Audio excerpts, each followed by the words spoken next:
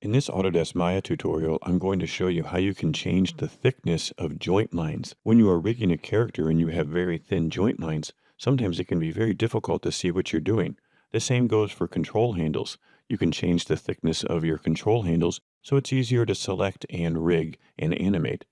For example, here I'm drawing some joints that I could use for a leg. These are very difficult to see, but if I change my preferences and I make these lines thicker, then it's much easier to see the joints as I'm rigging. Simply go to Windows, Settings and Preferences, and then in Preferences.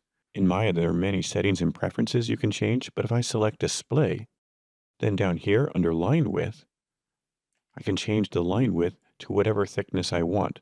So now I can easily see the joints that I'm working on, and then I can save these preferences. This also works for curves. So if I make a new circle and I rotate it 90 degrees in the X and Y direction, now I can see the curve and it is very thick. So this can be very helpful for making joints and animation controls thicker when you're animating in Autodesk Maya.